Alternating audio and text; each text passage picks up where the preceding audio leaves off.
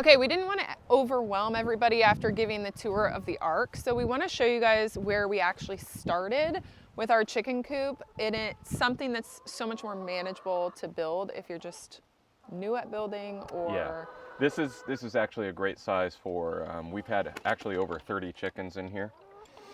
So we're gonna take a look. All right, so Aaron, do you want to show them around this chicken coop, which was the first one that we built since moving to Tennessee, and kind of show them, you know, the ins and outs so they can think about when they're building their DIY chicken coop, kind of what to do and what not to do. Yeah, this is one that I built for about 30 or 40 birds maximum. We actually had more than that at one point when all the guinea fowl moved in. My main thing for this coop was to have it be portable, so I put it temporarily on these tires here, and anything temporary with Aaron ends up being permanent. Which, why don't you talk about how, you know, this one cracked here? What's the do's and this don'ts? was supposed to be very temporary. In fact, what I wanted to do was have a articulating steering gear, and I still might do that. These were just sunk into 4x4 posts, and lo and behold, they work. So we left it. But let's show. It's a very basic design. It's about 4 feet wide, 8 feet long, so a sheet of plywood. I wanted to make minimum cuts, have it be lightweight, and move it. The lawnmower pulls this, no problem. So something like this, you guys can do. So why don't you show us that little window there, because I think that's a great idea. Besides being profoundly dirty, because one of the birds poops right above it, this actually came out of an old refrigerator. And this was one of the doors, so it's strong glass, and it was excess. So just a repurposing of refrigerator glass. And I'm a huge fan of using materials just laying around for our coops and any projects that we do.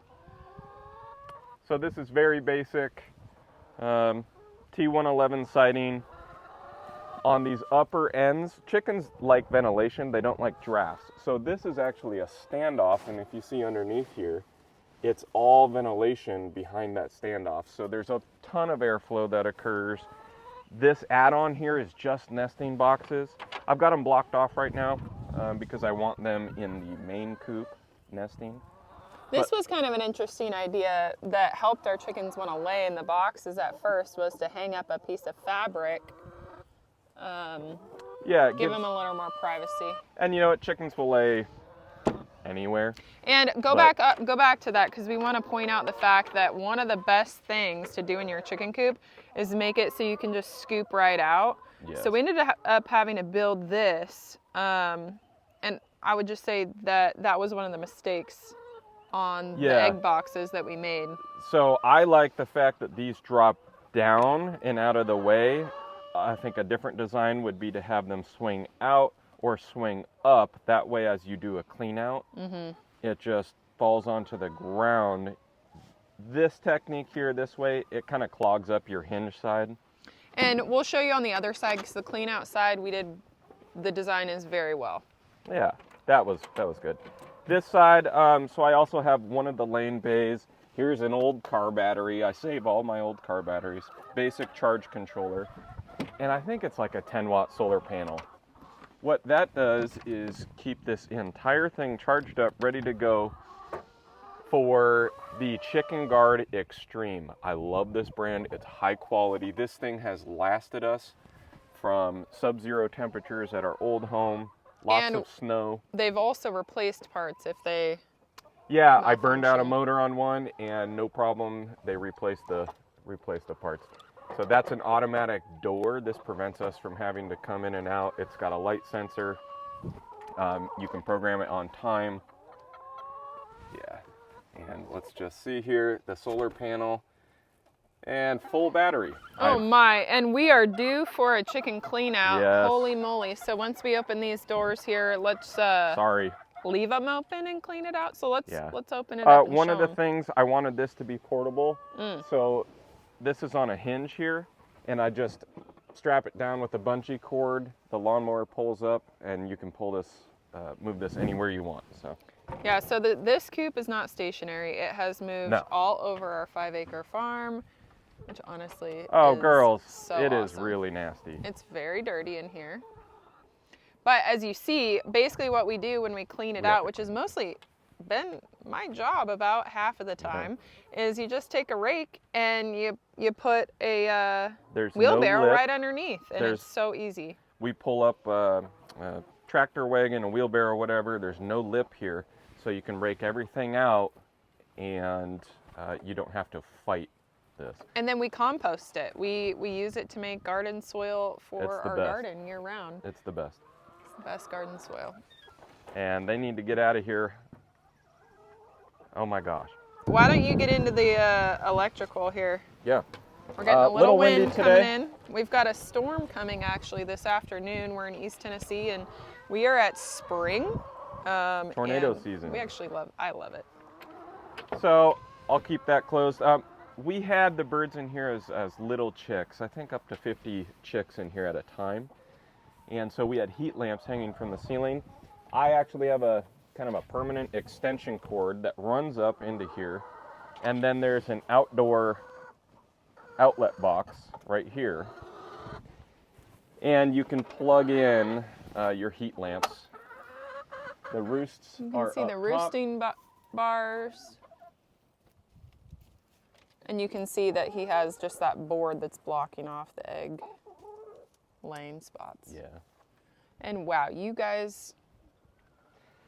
And again, to make it modular or mobile, I should say, there's all sorts of hook attachments where the watering cans and the feeders would go. But we've already, since we have this old coop and our new coop in the same area, we've actually transitioned the feed and the watering over there.